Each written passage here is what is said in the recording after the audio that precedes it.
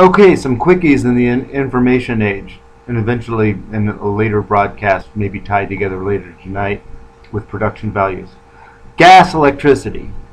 So up here in orange, we got the gas, and up here in orange, we got the electricity, the orange pointer. Red is gas, and the purple will be the electricity. Okay.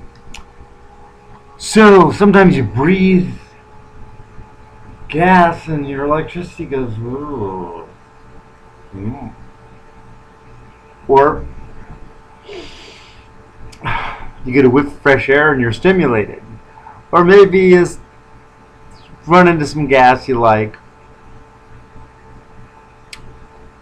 And I bet it's the other, well, of course it's the other way around.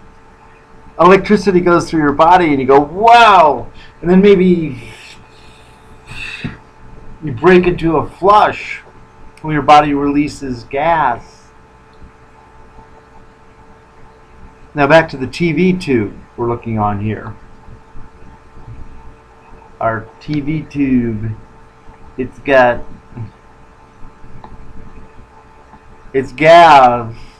okay? So if it's wavy, now it used to be, now of course it's a special effect, but it used to be really gas. The TV set had a tube that was gas and made pictures, just like our bodies take gas and we make pictures out of the gas. So, well, how do we account for the fear that people have about living in a nanochip world and having images brought to them like visions through technology? And how do we police the gas?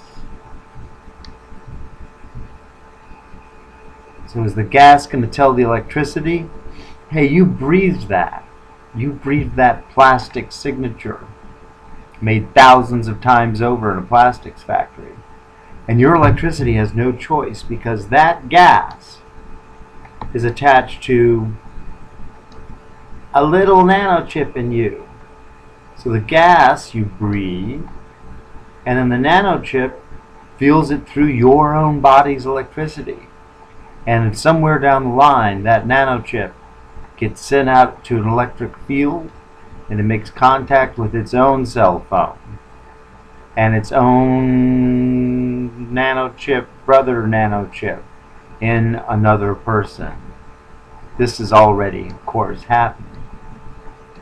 Some kind of extrasensory perception. People don't call it that anymore. It's like what everybody's doing. We got presidential candidates. What weren't they thinking when they didn't say that? The list way goes on and on. So what comes first? The electricity? Wow! And you get all excited, and like among other things, your gas can lead to bowel movements and better, clearer thinking. But to what degree are we in control of our gas and our electricity? And then once that nanochip, let's say we'll make it a bright red one since our screen got goofy and I don't know how to change the gas or imitation on the screen. So your nanochip goes and talks to this other nanochip. And even if it's not made in China or Japan. And that link, so the nanochip, what if this person goes, wow, I sense this nanochip, that one. And it gets a hold of some gas. And the gas talks to the nanochip. And suddenly you feel the gas, and that's not fair.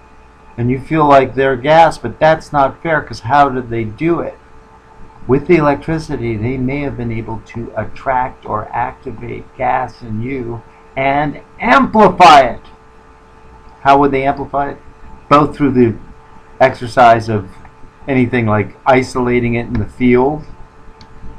Again, the three-dimensional field, the XYZ axis, the thing that finds the your telephone number and not the telephone number next to you, or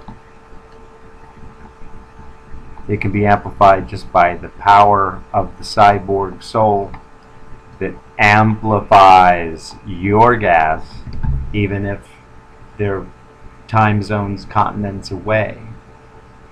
How do you police this? We probably all should have something sophisticated, but not unimaginable, that knows us, like a quarter or a sphere, that knows our body, knows our molecules, and we should update it. It's not unimaginable. It's policing. It used to be there was all this food manufactured, and it all had bazillions of different ingredients. And now you can make an argument that somehow we were able to police that to some extent. We're going to have to anyway. We want to make sure that we're safe to use gas and electricity and create a healthy, happy world, that those in charge of it won't cop out and say, oh, because our greatest generation has come, these other things don't. These other things are unpoliceable. It's the end of the world. It's the end of the... When I know the very mechanisms that could enslave us, could make us super healthy. Microwaves and gas are the scalpel, the carving stone for huge amounts of health and huge amounts of freedom.